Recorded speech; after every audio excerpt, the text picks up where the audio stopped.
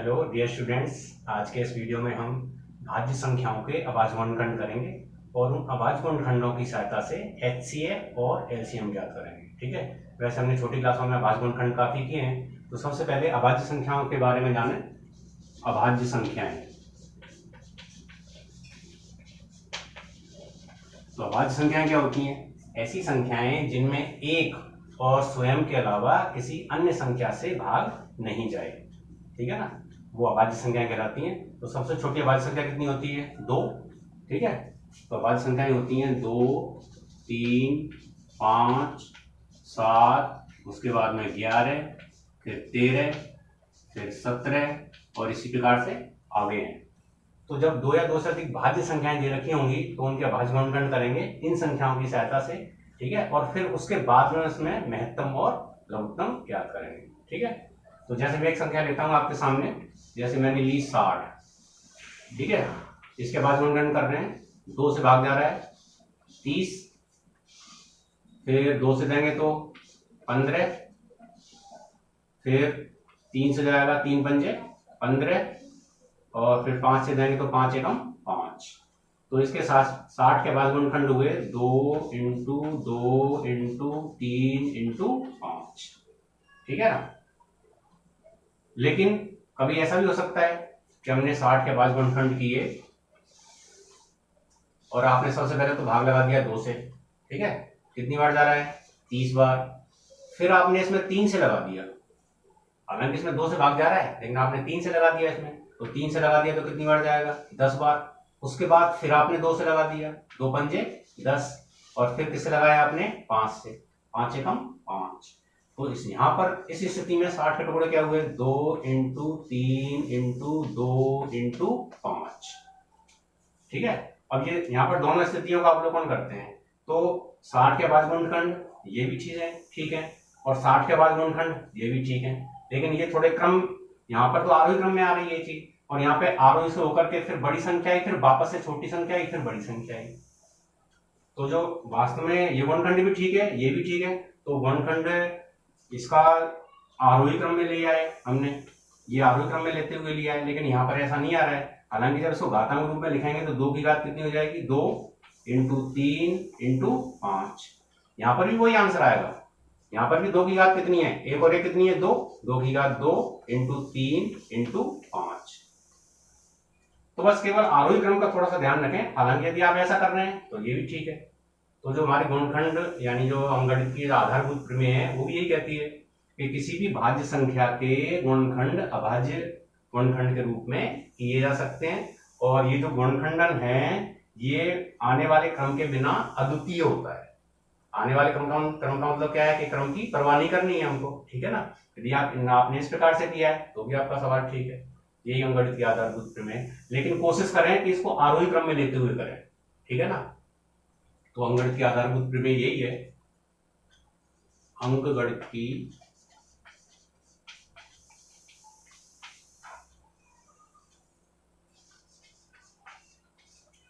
आधारभूत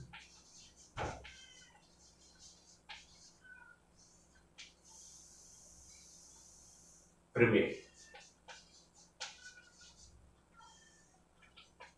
ये क्या है? तो प्रत्येक भाज्य संख्या को अभाज्य संख्याओं के गुणनफल के रूप में व्यक्त किया जा सकता है, और ये गुणनखंड जो आने वाला जो क्रम है, अभाज्य गुणनखंड के आने वाला जो क्रम है उसके बिना क्या होता है? अद्वितीय है। ठीक है ना, तो आप इसको नोट कर लें पहले, फिर इसके आगे कराता हूं।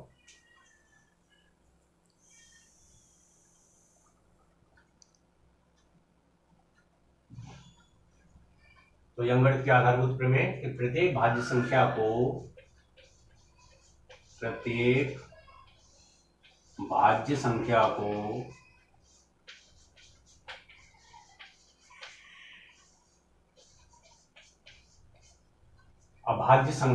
के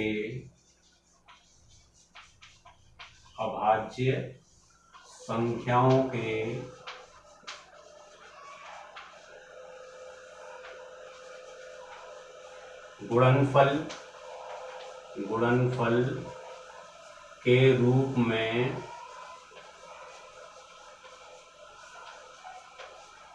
व्यक्त किया जा सकता है।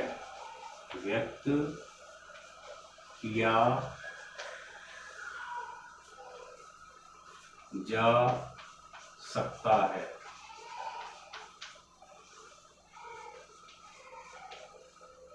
और यह गुणनखंडन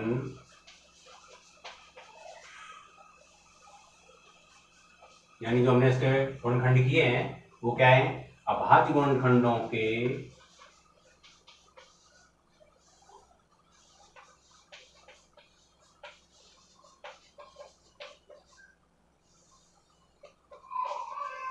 आने वाले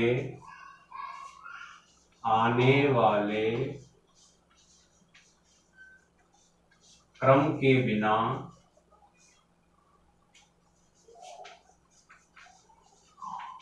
अद्वितीय होता है।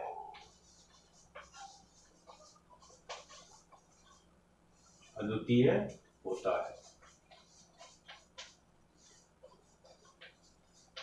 ठीक है, ये अंगण की आधारभूत प्रमेय है। यानी किसी भाज्य संख्या को हम अभाज्य गुणनखंड करेंगे और वो जो गुणनखंडन है वो अभाज्य गुणनखंडों के आने वाले क्रम के बिना यानी क्रम की परवाह नहीं करेंगे। वैसे सामान्यतः आप जहां तक हो सके वहां तक आरोही क्रम से लेते हुए चलेंगे। ठीक है ना, तो ये अंगण की आधारभूत प्रमेय। एक इस प्रश्नावली 1.2 के अंतर्गत एक क्या आएगा, जब हम दो संख्याओं का HCF और LCM निकालेंगे तो उसमें एक संबंध होगा। तो वो संबंध क्या होगा कि HCF इंटू LCM बराबर पहली संख्या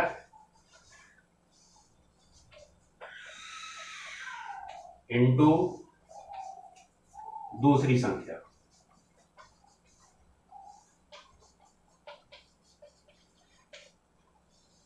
यहां पहली संख्या और दूसरी संख्या से मतलब क्या है, धनात्मक पूर्णांक है।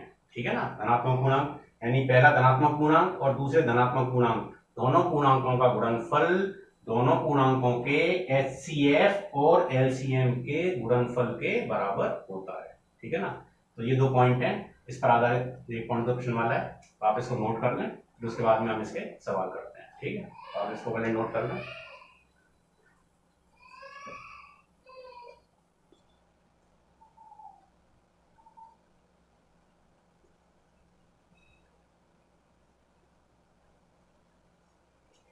अब देखिए 1.2 प्रश्नमाला में पहले का पहला क्वेश्चन है, तो इसके अंदर संख्या दे रखी है 140। अब इसके बाद गुणनखंड करने हैं हमको, तो सबसे पहले 2 से भाग जा रहा है 70, फिर 2 से जा रहा है 35, अब 35 में किससे जा रहा है 5 से, 5 सत्ते 35, फिर 7 से जा रहा है 7 एकम 7, तो 140 के बाद गुणनखंड हो गए 2 इंटू 2 इंटू 5 इंटू 7। वैसे 5 की छठी क्लास में आपने पढ़ लिया है, बहुत इजी है। ठीक है ना, इसको घातांक रूप में लिख दें 2 की घात 2 इंटू 5 इंटू 7। ठीक है ना, इस प्रकार का क्वेश्चन है। एक क्वेश्चन और है इसके अंदर, दूसरा 156, इसके करते हैं, देखें हम 2 से भाग लगाएं, 2 सत्ते 14, 1 बचा, 2 अंठे 16, फिर 2 से भाग जा रहा है 2 तिया 6, 1 बचा, 2 9 18, फिर 3 से जा रहा है 3 एकम 3, 3 तिया 9, और उसके बाद में 13 से जा रहा है 13 एकम 13। ठीक है ना, तो 156 के बाद गुणनखंड हो गए 2 इंटू 2 इंटू 3 इंटू 13, तो ये हो गया 2 की घात 2 इंटू 3 इंटू 13। इसी प्रकार के आगे का क्वेश्चन है, आराम से आप कर लें, बहुत इजी है। ठीक है ना, तो नोट कर लें इनको।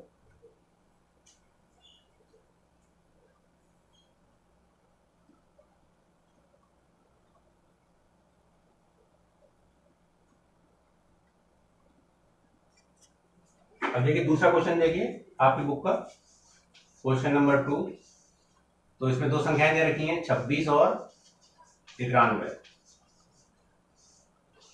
ठीक है ना, अब इन दोनों संख्याओं का सबसे पहले अभाज्य गुणनखंड करेंगे, उसके बाद में HCF निकालेंगे फिर एलसीएम निकालेंगे और फिर जांच करेंगे।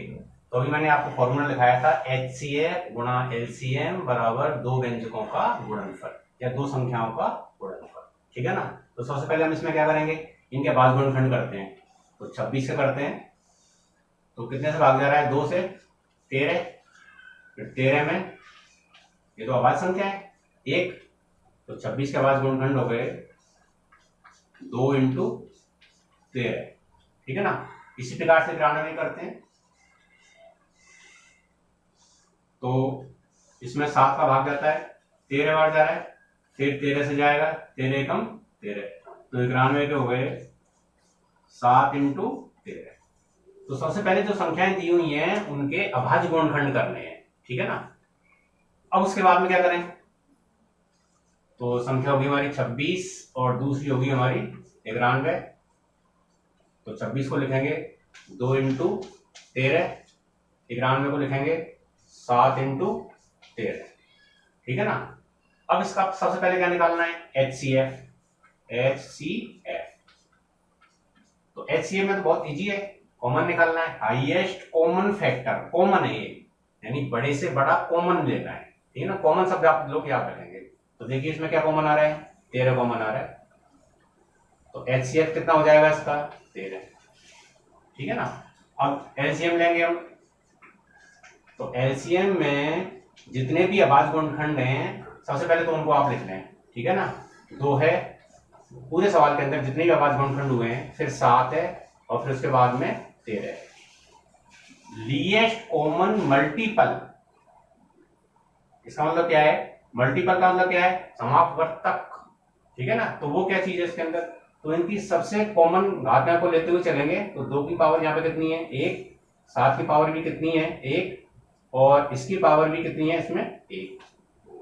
लीएस्ट यानी कम से कम घातांकों को लेते हुए घातांकों को, और कॉमन में ये भी ध्यान रखना है, लीएस्ट कॉमन मल्टीपल, इनका मल्टीपल लेना है इनका। तो इनकी सबसे बड़ी घातांक को लेते हुए चलेंगे। यहाँ पे बड़ी घातांक ये है, यहाँ 7 की घात 1 ये खुद ही बड़ी है, और यहाँ पे भी 2 की घात 1 ये खुद ही बड़ी है, ठीक है ना। तो आपको 2 चीज ध्यान रखनी है। पहली चीज, हाँ, इसमें से HCF के लिए यानी महत्तम के लिए आपको केवल क्या लेना है, कॉमन लेना है, लेकिन कॉमन बड़े से बड़ा लेना है, ठीक है। और LCM में सारे अभाज्य गुणनखंड लेने हैं और उनकी बड़ी घात लेनी है, ठीक है ना। तो ये तो हो गया HCF और LCM। अब इसकी जांच करेंगे, तो जांच करने के लिए देखिए, तो अभी मैंने आपको फॉर्मूला लिखाया है जांच करने का, HCF इंटू LCM बराबर पहली संख्या इंटू दूसरी संख्या, ठीक है। अब इसके अंदर मान रख देंगे, तो HCF कितना आ रहा है इसमें 13 इंटू LCM, इन तीनों को मल्टीप्लाई करेंगे, 13 सत्तर 91, 91 दूनी 182, ठीक है ना। तो LCM इनका 182 आ रहा है, 182 बराबर पहली संख्या कितनी है 26 इंटू दूसरी संख्या वो कितनी है 91। तो HCF जमा दिया, LCM जमा दिया, पहली संख्या जमा दी और दूसरी संख्या जमा दी। अब जब इन दोनों को मल्टीप्लाई करेंगे और RHS में इन दोनों को मल्टीप्लाई करेंगे तो दोनों के आंसर सेम आएंगे, ठीक है ना। तो जब इसको गुणा करोगे तो ये आ जाएगा 2366। आप गुणा करके देख रहे ना, ठीक है ना। यहाँ भी 26 को 91 से गुणा करेंगे तो आएगा ये 2366। तो इससे ये प्रूफ हो गया कि हमारा सवाल बिल्कुल सही है, ठीक है ना। इस प्रकार से इसको आप आसानी से उतार लें, ठीक है ना। और इसी प्रकार से इसके आगे के सवाल हैं उनको आप करें, ठीक है, नोट कर लें आप।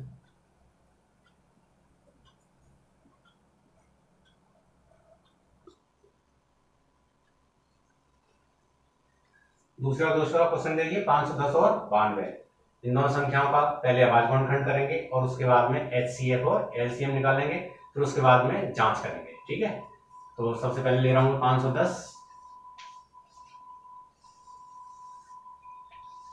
तो देखिए 2 से भाग जा रहा है, 2 दूनी 4, 1 बचा, 2 पंजे 10, 1 बचा, 2 पंजे 10। अब 200 तो जा नहीं रहा, 5 और 5 10 और 2 12, यानी 3 से जाएगा। 3 सत्ते 3 अंठे 24, एक बचा, 3 पंजे 15। अब 5 से जा रहा है, 5 एकम 5, 5 सत्ते 35, और उसके बाद में 17 से जा रहा है, 17 एकम 17। तो 510 के हो गए, 510 इसके हो गए आपके 2 into 3 into 5 into 17, 2 into 3 into 5 into 17, ठीक है ना। अब भाग क्या करते हैं हम, तो 2 से भाग दें, 2 चौक 8, एक बचा, 2 चौके 12, फिर 2 से लगाएंगे, 2 दूनी 4, 2 तिया 6। अब देखिए 23, 23 से अभाज्य संख्या है तो इसमें 23 ही जाएगा, 23 एकम 23। तो 92 के हो गए आपके 2 2 23, 2 इंटू 2 इंटू 23, ठीक है ना। इसको घातांक रूप में लिख सकते हैं हम, 2 की घात 2 इंटू 23, ठीक है ना। तो ये तो हमने अभाज्य गुणनखंड किए हैं, ठीक है। अब इसका HCF लेते हैं। सबसे पहले HCF निकालें। HCF, तो अभी मैंने आपको समझाया, ये C क्या है, कॉमन है, हाईएस्ट कॉमन फैक्टर, यानी कॉमन लेना है। तो आप देख लें बहुत आसानी से, तो कॉमन क्या आ रहा है इसके अंदर, दोनों में 2 आ रहा है, तो HCF कितना हो गया इसमें 2। तो 510 और 92 का HCF कितना हो गया 2, ठीक है। अब LCM देते हैं, LCM। तो सबसे पहले LCM में सवाल के अंदर जितने भी प्रकार के अभाज्य टुकड़े किए हैं, अभाज्य गुणनखंड किए हैं, उनकी वैरायटी यानी उनका प्रकार लिख लेते हैं। तो सबसे पहले इस पूरे सवाल के अंदर 2 है, उसके बाद में 3 भी है, फिर 5, 5 के बाद में फिर 17, और उसके बाद में है 23, ठीक है ना। सबसे पहले तो ये अभाज्य गुणनखंड के रूप में लिख लिया। अब इसमें बड़ी घातांक लेनी है, ये ध्यान रखेंगे इस बात। तो इस पूरे सवाल में देखिए आप, तो 2 की घात 2 यहाँ पे बड़ी है, यहाँ पे आ रही है, 2 की घात कितनी हो जाएगी 2, 3 की घात कितनी है 1, 5 की घात भी 1, 17 की घात भी 1, और 23 की घात भी 1, ठीक है ना। अब इन सबको मल्टीप्लाई कर लेंगे, तो इन सबको मल्टीप्लाई करेंगे तो ये आएगा 23,460। आप इन सबको गुणा करके देख लें, 2 दूनी 4, 4 को 3 में गुणा करना 12, 12 पंजे 60, 60 इंटू 17 इंटू 23 कर लेंगे, तो याद आएगा 23,460। तो ये तो HCF और LCM हो गया, ठीक है। अब जांच करते हैं, तो जांच के लिए वही अभी मैंने आपको फॉर्मूला बताया है, HCF इंटू LCM बराबर पहली संख्या इंटू दूसरी संख्या, ठीक है। तो HCF कितना है इसमें 2, इंटू LCM कितना है 23,460, बराबर पहली संख्या कितनी है सवाल के अंदर 510, और दूसरी संख्या हमारे पास कितनी है 92, ठीक है ना। अब इनको मल्टीप्लाई कर लेंगे, तो 2 से करेंगे 0, 2 छिकी 12, 2 वहां से लगी 1, 4 दूनी 8 और 1 9, 23 दूनी 46, ये आएगा 46,920।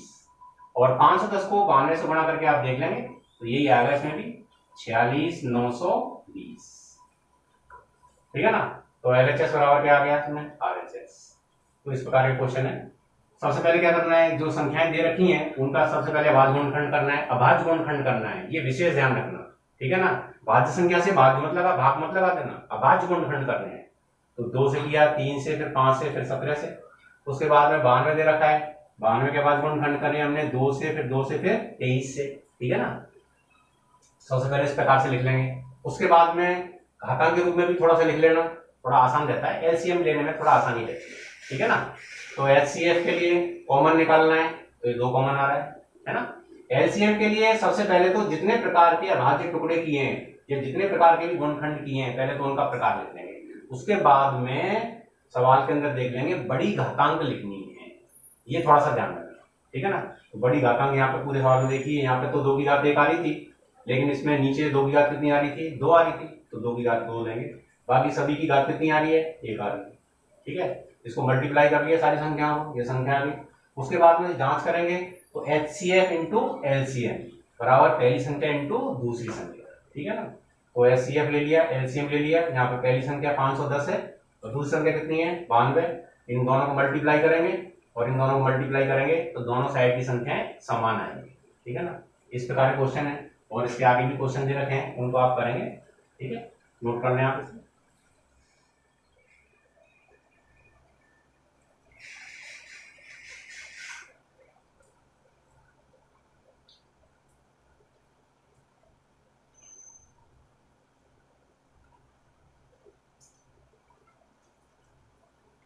तो इनमें पहले क्वेश्चन के अंदर 5 सवाल हैं और दूसरे क्वेश्चन के अंदर 3 सवाल है। ये सारे सवाल आप कॉपी में कर लेंगे। ठीक है ना, कोई समस्या आएगी तो आप मेरे को बता देंगे। मेरा व्हाट्सएप नंबर और मोबाइल नंबर आपके पास में है सभी के पास। ठीक है ना, फिर उसके आगे इसके अगले वीडियो में मैं आपको, यहाँ तो संख्या हम कितनी ले रहे हैं, 2। फिर इसके अगले वीडियो में आपको 3 संख्याओं का HCF और LCM निकालना सिखाएंगे। लेकिन उसमें थोड़ा सा मैं अभी बता देता हूँ, उसमें थोड़ा सा ध्यान रखना है। उसमें जो फॉर्मूला 2 संख्याओं के लिए लग रहा है वो 3 संख्याओं के लिए नहीं लगता है। ठीक है ना, तो उसके लिए आगे अगली वीडियो में बताऊंगा मैं आपको। अभी आप यहाँ तक कर लेंगे। ठीक है ना, धन्यवाद।